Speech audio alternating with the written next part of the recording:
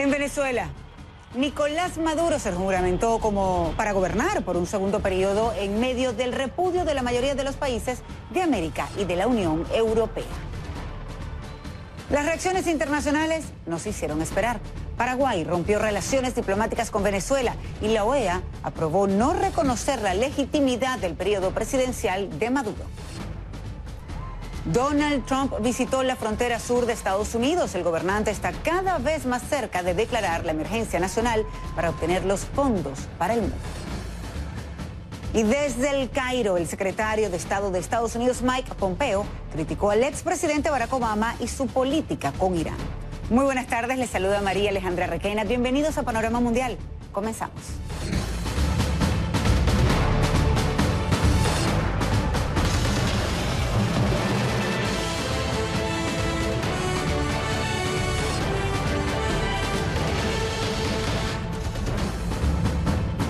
Nicolás Maduro se ha juramentado como presidente de Venezuela por un segundo periodo de 6 años. Lo hace en medio del repudio de la Unión Europea, Estados Unidos y los países más influyentes de América Latina. Todos ellos no reconocen las elecciones que dieron origen a este mandato debido a su falta de transparencia. Maduro prestó juramento ante el Tribunal Supremo de Justicia y no ante la Asamblea Nacional como manda la Constitución de Venezuela. ¿La razón? El Ejecutivo considera que el poder legislativo, de mayoría opositora, está en desacato y por lo tanto no lo reconoce. Las reacciones internacionales fueron inmediatas. Apenas se consumó el acto, Paraguay rompió relaciones con Venezuela. Fue el mismo presidente Mario Abdo Benítez el encargado de anunciarlo. Escuchemos. El gobierno de la República del Paraguay, en ejercicio de sus atribuciones constitucionales y de la soberanía nacional, adopta hoy la decisión de romper relaciones diplomáticas con la República Bolivariana de Venezuela. En ese sentido, he dispuesto el cierre de nuestra embajada y el inmediato retiro del personal diplomático paraguayo acreditado ante dicho país. Por su parte, John Bolton, el asesor de seguridad nacional de Estados Unidos, aseguró que, y cito, Estados Unidos no reconocerá la toma de posesión ilegítima de la dictadura de Maduro. Seguiremos aumentando la presión sobre el régimen corrupto y apoyaremos a la Asamblea Nacional Democrática, así como pediremos democracia y libertad en Venezuela.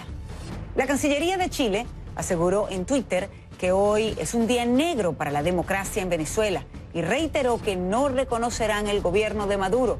Por otra parte, en Perú llamó a consultas a su encargada de negocios en Venezuela y anunció que impedirá la entrada a su territorio de Maduro y de otros 100 miembros de su gobierno y personas relacionadas. Con 19 votos a favor, la OEA acordó no reconocer la legitimidad del periodo presidencial de Maduro a partir de hoy, 10 de enero de 2019. El organismo hizo un llamado para que se convoquen a nuevas elecciones. Escuchemos la posición de la embajadora de Perú ante el organismo. Adelante. Porque ese proceso electoral no cumplió con los estándares internacionales, porque no contó con la participación de todos los actores políticos venezolanos, y porque no reunió las garantías para un proceso libre, justo, transparente y democrático. Se incumplió de esta manera, una vez más, con la obligación a la que todos nuestros estados se han comprometido, esto es, la promoción y defensa de la democracia y de sus elementos esenciales, entre los cuales se encuentra la celebración de elecciones libres y justas. El gobierno de Maduro fustigó a los países que han cuestionado su legitimidad. El presidente dijo en su discurso que en Venezuela había una democracia real. Y en la misma línea de pensamiento, el embajador de Venezuela ante la OEA, Samuel Moncada, calificó la reunión del organismo como un acto hostil e inamistoso. Escuchemos a Moncada. Pues consideramos que viola el espíritu, propósito y letra de la Carta de la Organización de Estados Americanos, pues ha sido convocada contra la voluntad de nuestro país, que es el Estado concernido en esta ocasión, y lo consideramos un acto hostil e inamistoso.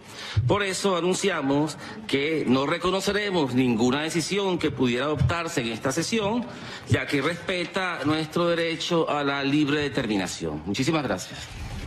A pesar de la advertencia de Venezuela, los Estados miembros procedieron, votaron, con 19 votos a favor, incluyendo países como Canadá, Brasil, Guatemala y hasta Haití. La resolución fue adoptada.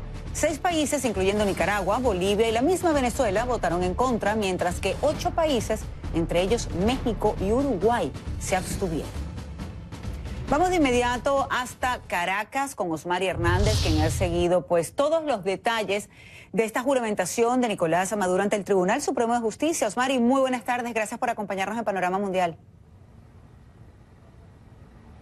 María Alejandra, buenas tardes. Como bien lo describías, en medio de una importante tensión nacional y también internacional, se juramentó para un segundo mandato el presidente Nicolás Maduro para los años 2019 al 2025. Se presentó ante el Tribunal Supremo de Justicia y ante la Fuerza Armada Nacional Bolivariana en la Academia Militar, pero no lo hizo ante la Asamblea Nacional como lo establece la Constitución venezolana. Esto por considerar, según un pronunciamiento del Tribunal Supremo de Justicia, que la Asamblea Nacional se encuentra en desacato. Durante su discurso, María Alejandra, el presidente Nicolás Maduro aseguró que lo llamarán dictador, pero que eso a él no le importa, que él está recibiendo una banda presidencial, pero que quienes realmente reciben esta banda son los ciudadanos del pueblo de Venezuela. Aseguró que el próximo lunes va a realizar anuncios económicos, esto en momentos cuando el país atraviesa una aguda crisis entre unos alarmantes índices inflacionarios que representan la principal preocupación de los venezolanos. Vamos a escuchar parte de lo que dijo en respuesta a los cuestionamientos del Grupo de Lima que lo habían instado a no tomar posesión el día de hoy y a transferir el poder a la Asamblea Nacional hasta que se realizara un llamado a elecciones. Vamos a escuchar lo que dijo. Yo he dado en nota oficial diplomática 48 horas a partir de ayer para que los gobiernos del Cartel de Lima rectifiquen en relación al numeral 9 del documento del 4 de enero sobre los límites marítimos y territoriales de Venezuela, o si no, Venezuela, con el dolor en el alma, tendrá que tomar medidas firmes y contundentes para defender la independencia, la integridad y la soberanía de la República. No nos queda otro camino, no nos queda otra alternativa.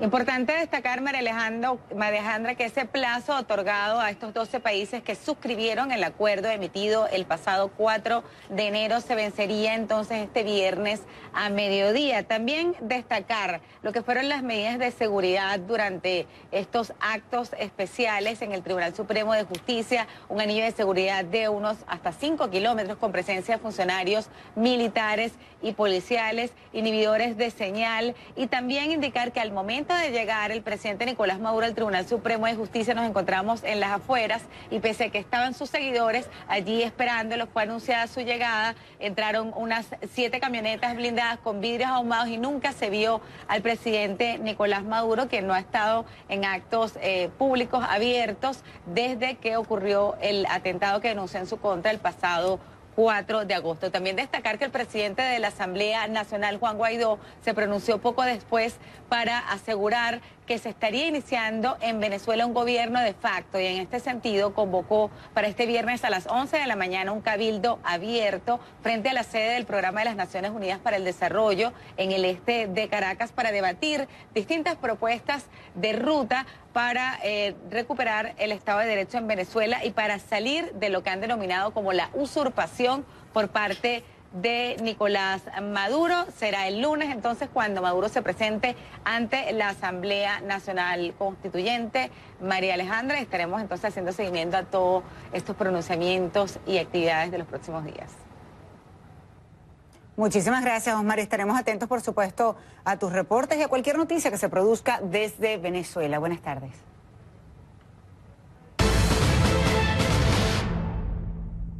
Y vamos a seguir hablando de este tema, de lo que sucedió hoy en Venezuela. Y para ello nos acompaña desde Nueva York Javier Elhagel, es director jurídico de la Human Rights Foundation. Muy buenas tardes, gracias por tu tiempo. Gracias, María Alejandra, por la invitación. ¿Qué opinas de la juramentación de hoy de Maduro para un segundo periodo como presidente del país?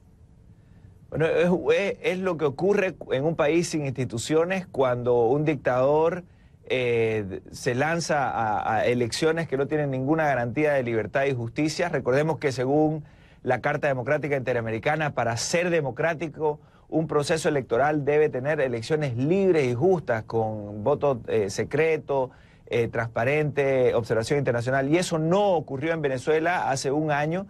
De hecho, la mayoría de los candidatos de la oposición boicotearon ese proceso electoral en esta oportunidad porque habían descalificado a quien fuera el principal líder de la oposición, Enrique Capriles, que casi le gana, digamos, una elección dentro de también condiciones de falta de igualdad y de equilibrio hace 5 años atrás. Entonces, eso llevó a que la oposición boicotee el evento. La gran parte de la comunidad internacional, habiendo reconocido que Venezuela es un país autoritario, que el gobierno de Nicolás Maduro era autoritario, también boicoteó el evento, no participó, y menos de la mitad del pueblo venezolano fue a votar. Esencialmente las personas que votaron son aquellas que, por la condición de pobreza extrema en la que viven y completamente no representados por el poder político, prefirieron emitir su voto a favor de Maduro porque la dádiva que le garantizaba el carné de la patria era mejor a no tener nada dentro de esas condiciones.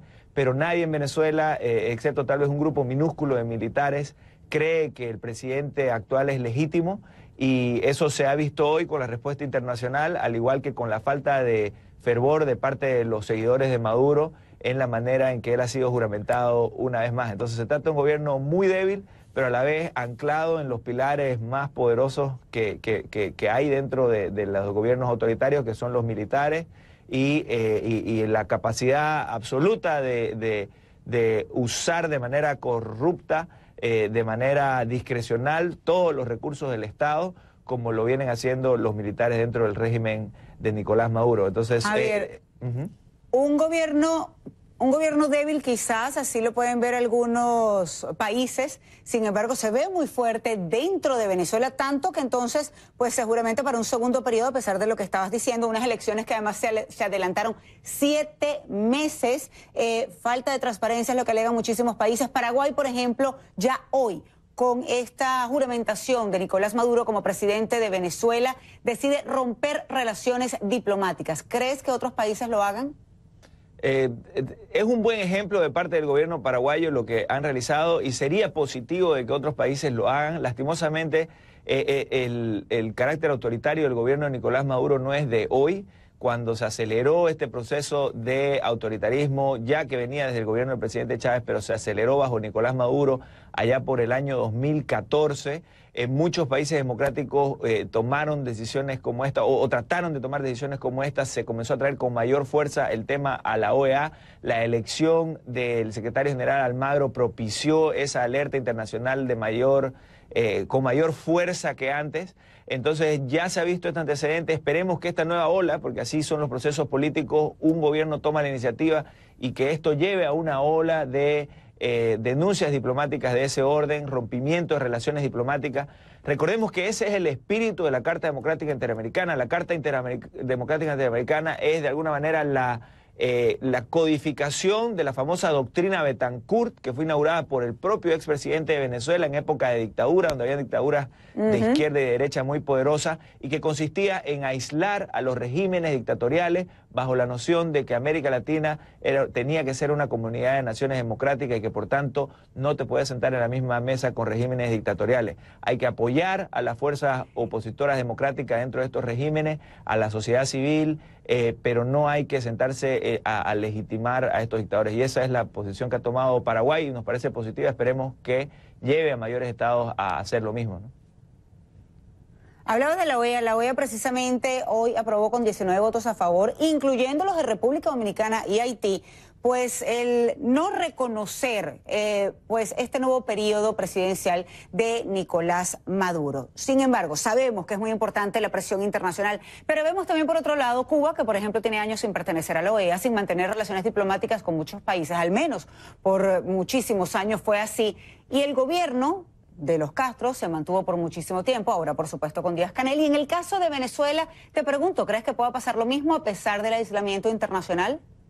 Mire, lastimosamente el derecho internacional no prevé, además de la doctrina de la responsabilidad de proteger, que se aplicó solo una vez en el caso de Libia y que luego de eso no se aplicó en el caso de Siria, el derecho internacional no prevé maneras concretas en las que la comunidad internacional puede intervenir para derrocar a un gobierno dictatorial. Ejemplos de eso son lo que se vive en Corea del Norte hasta ahora, un estado completamente dantesco, completamente terrible, donde la gente se muere de hambre de manera masiva, hambrunas que han matado millones de personas, y sin embargo la comunidad internacional no ha hecho nada. Porque el Consejo de Seguridad es quien monopoliza el uso de la fuerza, y hay dos dictaduras muy poderosas, la dictadura de China y la dictadura de Rusia, que de hecho son aliadas del gobierno venezolano, y que le han prestado dinero en estas situaciones de penuria económica causada por el propio gobierno que administra tan mal los recursos del petróleo, y sin embargo los han ayudado. Entonces eso hace que sea muy difícil pensar en medidas concretas que lleven al derrocamiento de un régimen dictatorial como el de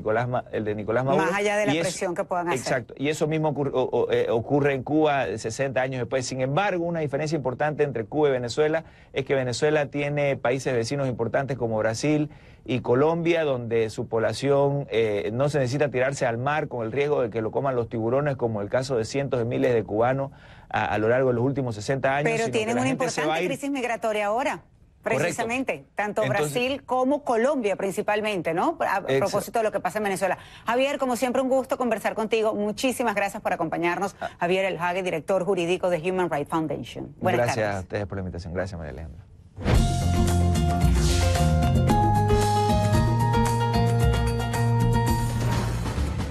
Y quiero aprovechar para invitarlos a todos a que opinen sobre este tema, sobre la juramentación de Nicolás Maduro como presidente de Venezuela por un segundo periodo, es decir, 2019-2025. Lo pueden hacer en mi cuenta de Twitter, @RequenaCNN. Sé que muchos de ustedes están ya participando, lo agradezco, y con la etiqueta Panorama Mundial. Hacemos una muy breve pausa. Cuando regresemos vamos a seguir hablando de este tema, pero con Francis Gazaoui, magistrado del Tribunal Supremo de Justicia en el exilio.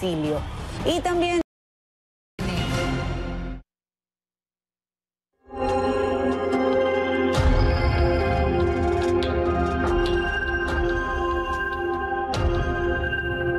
en medio de la toma de posesión del presidente Nicolás Maduro, destacamos algunos datos de la situación económica y del sistema de salud en Venezuela.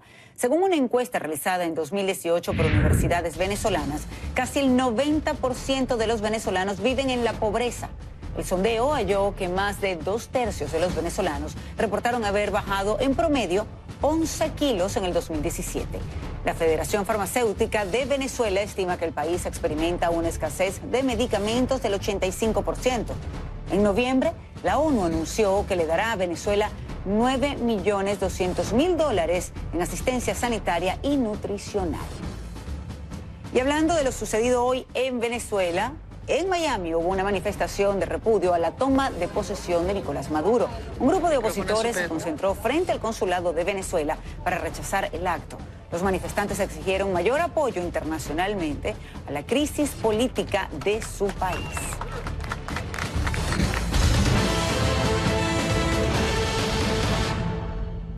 Y vamos ahora hasta Madrid. Desde allí me acompaña Francis Gazaoui, él es magistrado del Tribunal Supremo de Justicia de Venezuela en el exilio, designado por la Asamblea Nacional de Venezuela. Muy buenas noches para usted, gracias por acompañarnos.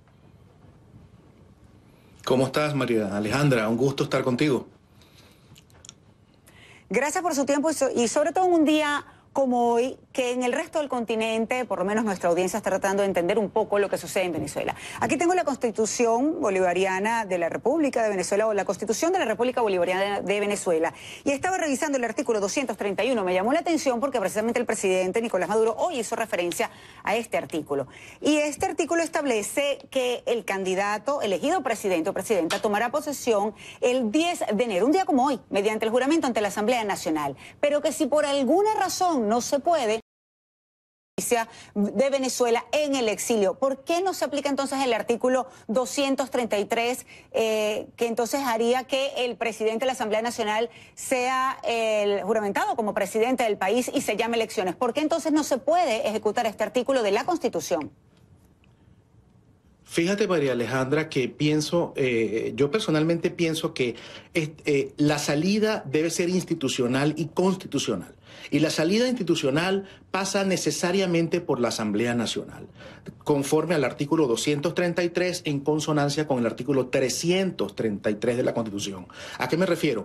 Que no solamente hace falta que el presidente de la Asamblea asuma el cargo de presidente provisional, sino que necesitamos, y lo voy a decir de una manera muy coloquial, poder de mando. O sea, ¿de qué vale de que el presidente de la Asamblea Nacional tome posesión hoy día si no tiene ese poder de mando para manejar quizás las Fuerzas Armadas y para manejar la acción de gobierno? Por eso pienso que esto, como lo planteó la Asamblea Nacional, es una forma interesante de verlo, en tres fases. Una fase donde se elimine la usurpación de autoridad del señor Maduro, una segunda fase donde haya una especie de transición que está establecida en ese estatuto de transición que planteó la Asamblea Nacional el día de hace un par de días, y luego llamar pues a unas elecciones libres, con un CNE diferente y con unos poderes renovados.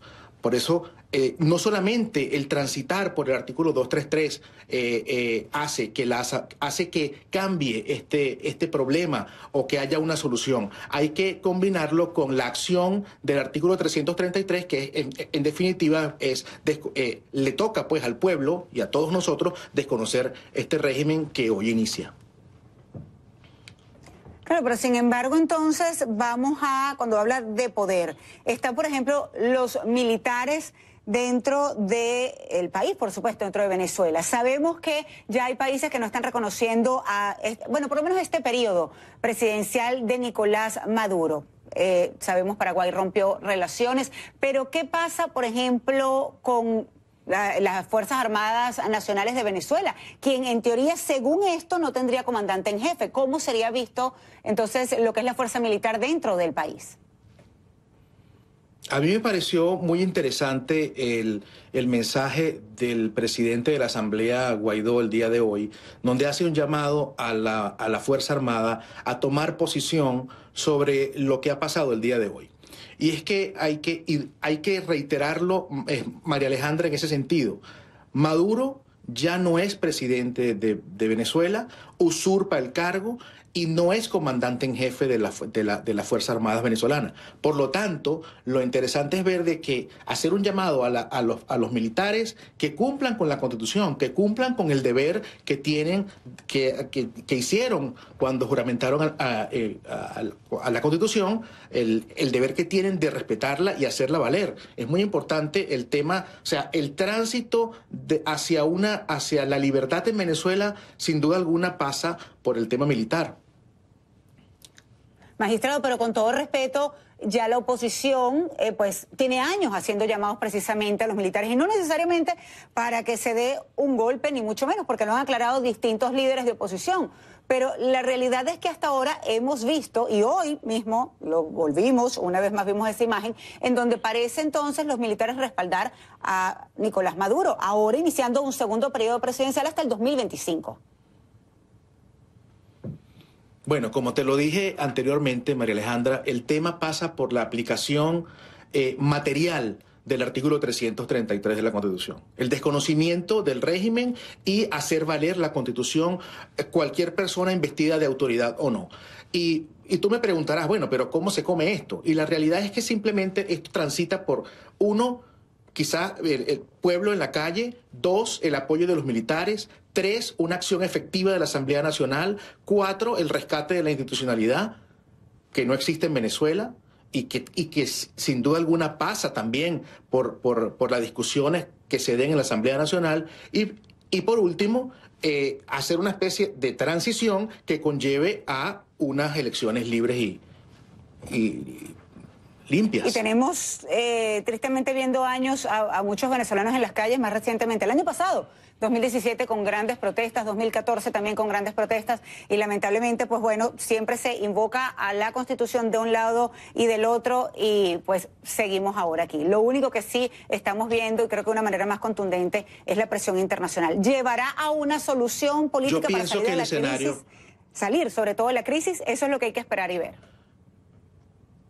El escenario es diferente ahora, María Alejandra, que el año pasado y que hace 2 años. Pienso que el escenario, el apoyo de la comunidad internacional, ya el tema de hoy, el pronunciamiento de la OEA, de estos 19 países, el apoyo de la Unión Europea, el retiro de las relaciones del embajador y de las relaciones diplomáticas de Paraguay. En fin, son una serie de elementos que se están combinando para que poco a poco yo pienso que vamos a ir transitando hacia eso, lo que se quiere, dejar la usurpación, que cese la usurpación. La democracia, magistrado. Hacia la democracia. Hacia la democracia, claro. La justicia, por supuesto que es muy importante y estaremos atentos. Gracias por su tiempo. Magistrado Ramsés Gansú, él es pues parte del Tribunal Supremo de Justicia de Venezuela en el exilio. Buenas tardes, buenas noches para usted.